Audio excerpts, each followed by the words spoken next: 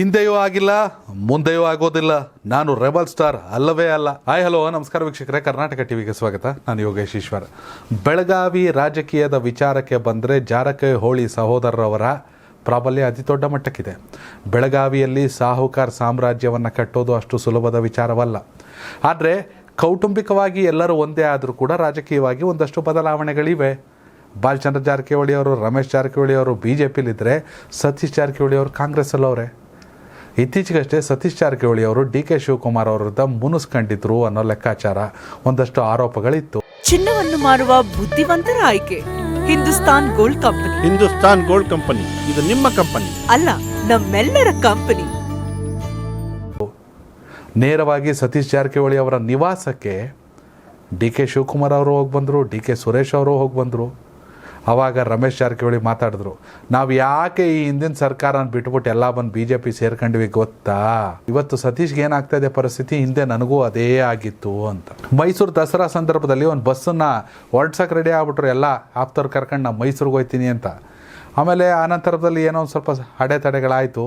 ನಂತರ ದುಬೈ ಪ್ರವಾಸಕ್ಕೆ ಹೋದರು ಸತೀಶ್ ಜಾರಕಿಹೊಳಿ. ಹೀಗಾಗಿ ಸತೀಶ್ ಜಾರಕಿಹೊಳಿ ಅವರು ಸಿದ್ದರಾಮಯ್ಯ ಅವರ ಸರ್ಕಾರದಲ್ಲಿ DK ಶಿವಕುಮಾರ್ ಅವರ ವಿರುದ್ಧ ನಿಂತಿದ್ದಾರೆ ಅಂತ ಕಾಂಗ್ರೆಸ್ನಲ್ಲಿ ಸಾಕಷ್ಟು ಜನ ಮಾತಾಡ್ಕೊಳ್ಳೋಕೆ ಶುರು ಆದರು. ನಂತರದಲ್ಲಿ DK ಶಿವಕುಮಾರ್ ಅವರು ಲಕ್ಷ್ಮೀ ಹೆಬ್ಬಾಳ್ಕರ್ ಅವರಿಗೆ ಹೆಚ್ಚಿನ ಪ್ರಾಮುಖ್ಯತೆಯನ್ನು ಕೊಡ್ತಾರೆ, ಸತೀಶ್ ಜಾರಕಿಹೊಳಿ ಅವರಿಗೆ ಬೆಲೆ ಇಲ್ಲ ಅನ್ನೋ ತಿಕ್ಕಾಟವು ಬೆಳಗಾವಿಯಲ್ಲಿ ಶುರು ಆಯಿತು. ಅಧಿಕಾರಿಗಳ ವರ್ಗಾವಣೆ ವಿಚಾರ ಮತ್ತೊಂದು ಮಗದೊಂದು ಅಂತ ಸತೀಶ್ ಜಾರಕಿಹೊಳಿ ಅವರು ನೇರವಾಗಿ ಹೇಳಿದ್ರು, ನೇರವಾಗಿ ನನ್ನ ಮೌನವನ್ನು ವೀಕ್ನೆಸ್ ಅನ್ಕೋಬೇಡಿ ಅಂತ. ರಾಜ್ಯದ ಉಪಮುಖ್ಯಮಂತ್ರಿಗಳು ಹಾಗೆಯೇ KPCC ಅಧ್ಯಕ್ಷರು ಆಗಿರುವಂಥ DK ಶಿವಕುಮಾರ್ ಅವರು ಬೆಳಗಾವಿಗೆ ಹೋದರೆ ಒಬ್ಬ MLA ಕೂಡ ಅವ್ರನ್ನ ರಿಸೀವ್ ಮಾಡ್ಕೊಳ್ಳೋಕೆ ಬರಲಿಲ್ಲ. ಓಹೋ, ಅಲ್ಲಿಗೆ ಏನೋ ಆಗ್ತಾ ಇದೆ ಅನ್ನೋ ಲೆಕ್ಕಾಚಾರ. BJP ಶಾಸಕರುಗಳು, BJP ನಾಯಕರುಗಳು ತಾಮಗೆ ಅನ್ನಿಸ್ದಂಗೆ ಬಾಯಿಗೆ ಬಂದಂಗೆ ಸಿಡಿಯೋಕ್ಕೆ ಶುರು ಮಾಡಿದ್ರು.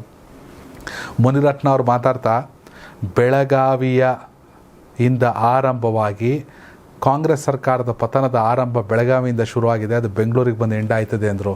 ಹೀಗೆ ಒಬ್ಬೊಬ್ಬರು ಡಿಸೈನ್ ಆಗಿ. ಆದರೆ ಸತೀಶ್ ಜಾರಕಿಹೊಳಿ ಮಾತ್ರ ಏನೂ ಮಾತಾಡಲಿಲ್ಲ. ಸತೀಶ್ ಜಾರಕಿಹೊಳಿ ಈಗಲೂ ಅದನ್ನು ಹೇಳ್ತಿರೋದು, ಜೊತೆಗೆ ದಲಿತ CM ಚರ್ಚೆ ಬೇರೆ ಶುರು ಆಗ್ಬಿಡ್ತು. ಆದರೆ ಸತೀಶ್ ಜಾರಕಿಹೊಳಿ ಹೇಳ್ತಿರೋದು, ನಾನು ಈ ಹಿಂದೆನೂ ರೆಬಲ್ ಆಗಿಲ್ಲ, ನಾನು ಈಗಲೂ ರೆಬಲ್ ಆಗಿಲ್ಲ, ಮುಂದೆನೂ ಆಗೋದಿಲ್ಲ, ಸರ್ಕಾರ ಸೇಫ್ ಆಗಿರುತ್ತೆ, ಯಾರು ಏನೂ ಮಾಡೋಕ್ಕಾಗಲ್ಲ ಅಂತ ಟರ್ನ್ ಹೊಡೆದವರೇ. ಅದು ಟರ್ನ ಅಥವಾ ನಿಜಕ್ಕೂ ಅವ್ರು ಬದಲಾಗಿರಲಿಲ್ವಾ ಅಥವಾ ಅವ್ರು ರೆಬಲ್ ಆಗಿರಲಿಲ್ವಾ? ಸಾಕಷ್ಟು ಚರ್ಚೆಗಳು. ರಾಜ್ಯದ ಜನ 135 ಕ್ಷೇತ್ರಗಳನ್ನು ಗೆಲ್ಲಿಸುವ ಮೂಲಕ ಕಾಂಗ್ರೆಸ್ಗೆ ನಿಸ್ಸಂಶಯವಾಗಿ ಯಾವುದೇ ಗೊಂದಲವಿಲ್ಲದೆ ಆಡಳಿತವನ್ನು ನಡೆಸ್ಕೊಂಡು ಹೋಗಿ ಅಂತ ಶುಭ ಹಾರೈಸಿದ್ರು. ಆದರೆ ಕಾಂಗ್ರೆಸ್ನಲ್ಲಿ ಮಾತ್ರ ಗೊಂದಲ. ಯಾರ ವಿರುದ್ಧ ಇವ್ರ ವಿರುದ್ಧ ಅವ್ರ ಲೆಟ್ರ್ ಬರೆಯೋದು, ಅವ್ರ ವಿರುದ್ಧ ಇವ್ರ ಲೆಟ್ರ್ ಬರೆಯೋದು, 3 ಜನ DCM ಆಗಬೇಕು ಅನ್ನೋದು, ದಲಿತ CM ಆಗಬೇಕು ಅನ್ನೋದು, ಅಧಿಕಾರಿಗಳನ್ನ ಸರಿಯಾಗಿ ನಡೆಸ್ಕೊಳ್ಳಲ್ಲ ಅನ್ನೋದು, ಸಿದ್ದರಾಮಯ್ಯ ಅವರ ಅಧಿಕಾರಾವಧಿ ಸಾಕು, ಮುಖ್ಯಮಂತ್ರಿಯಾಗಿ DK ಶಿವಕುಮಾರ್ ಅವರು ಬರಬೇಕು ಅನ್ನೋದು ಬರೀ ಇವೆ.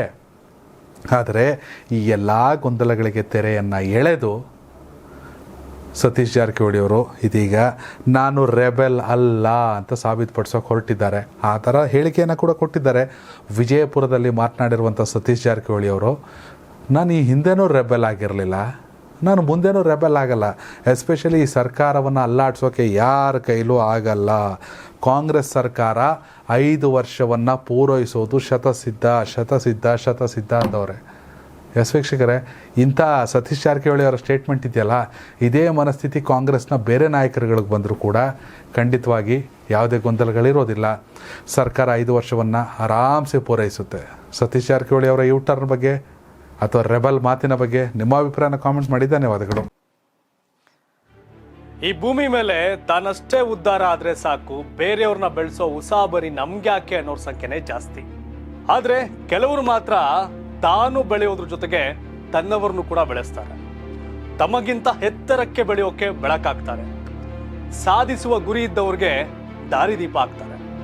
ಇದೀಗ ನಾನು ಇತರರ ಭವಿಷ್ಯಕ್ಕೆ ಬೆಳಕಾಗುವವರ ಸಂದರ್ಶನ ಮಾಡಲು ಹೊರಟಿದ್ದಾನೆ.